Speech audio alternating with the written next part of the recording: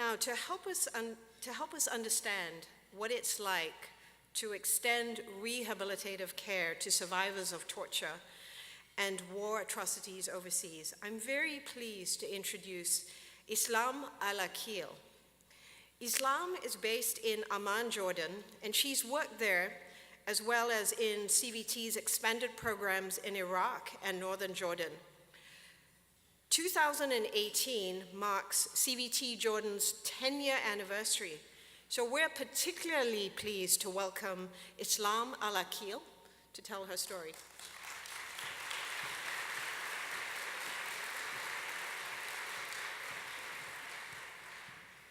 Good morning, everyone. My name is Islam Al-Aqeel. In 2005, I was a teen girl living as any Bedouin Jordanian child lived with a big family, all at the same house. A lot of children around me playing. I had a daydream that year that stuck in my mind. I saw myself in America, which is a big dream for any Bedouin child. I was standing and speaking at an important event, speaking in English in a good way, wearing my traditional Bedouin dress, and yes, here I am. This is what they call it when big dreams come true.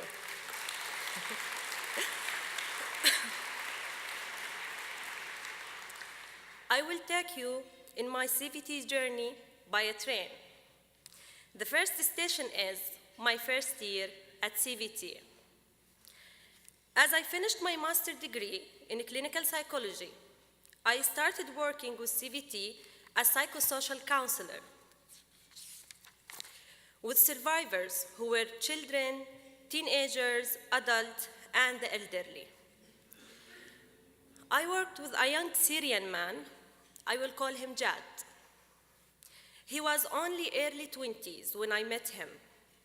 He explained how he was captured and severely tortured. The things he told me were so awful.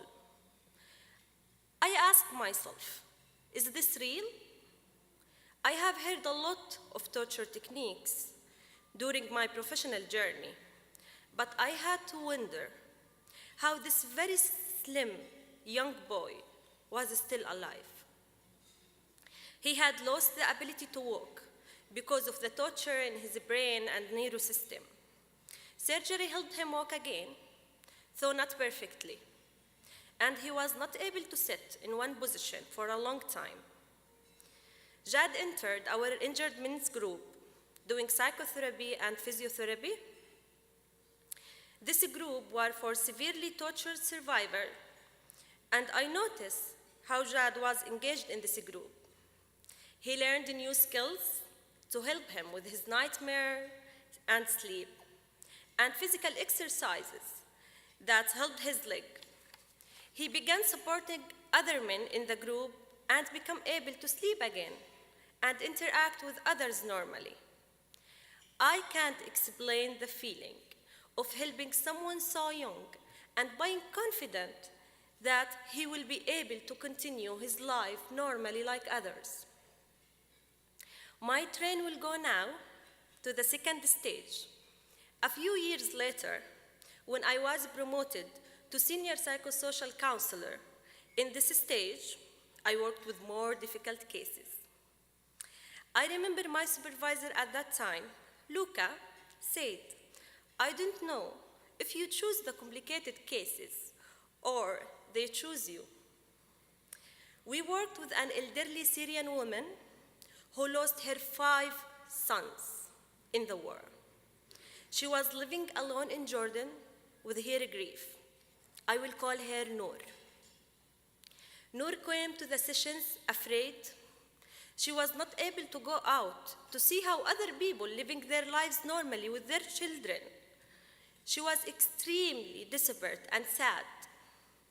In her first sessions, Noor shared with me how her son was sitting on someone's shoulders at a protest, and a sniper shot and killed him.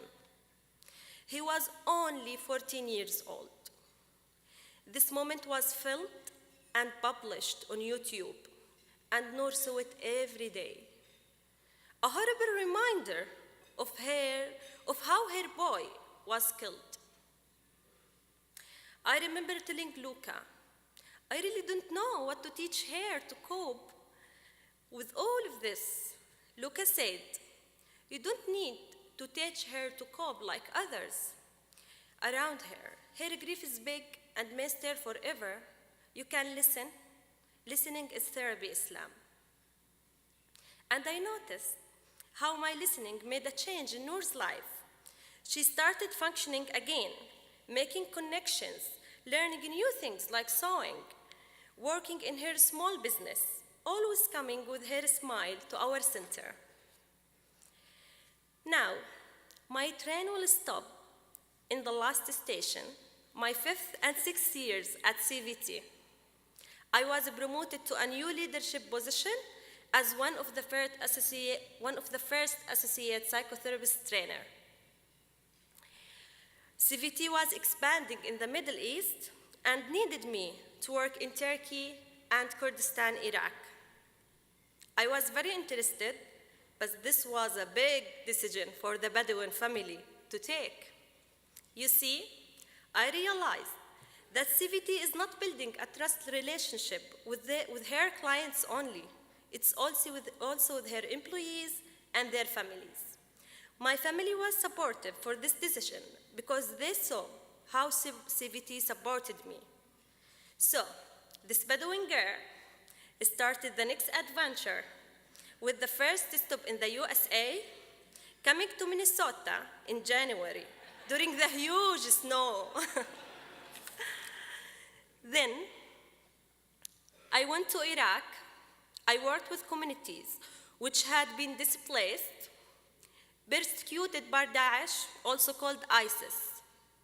People were deeply traumatized, but there was little understanding about how mental health works.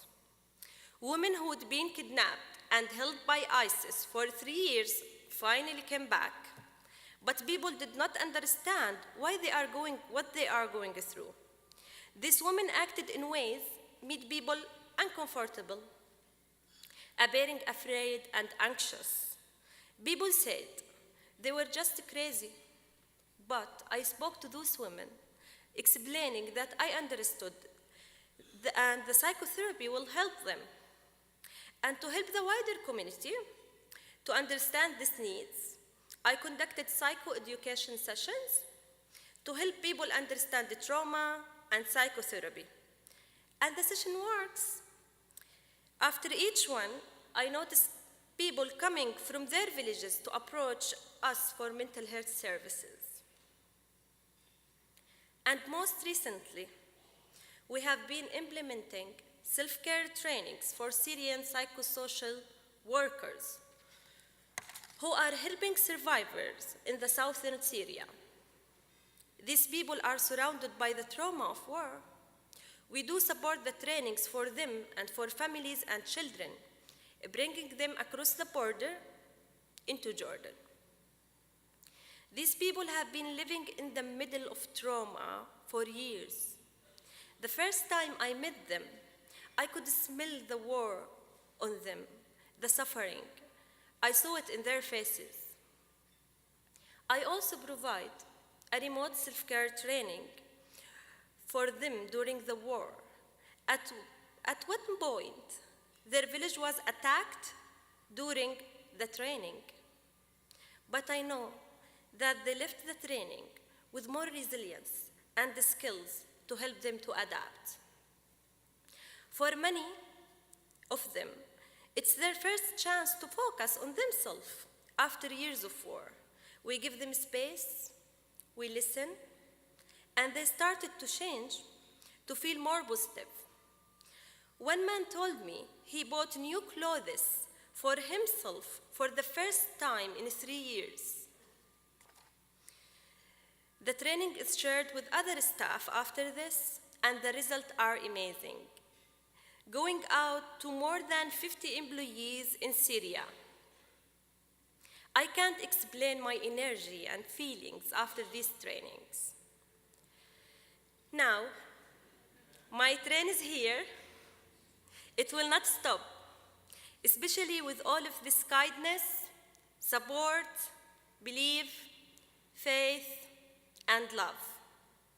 At the end, I just want to say thank you. Thank you for changing many survivors' lives, and thank you for changing my life too.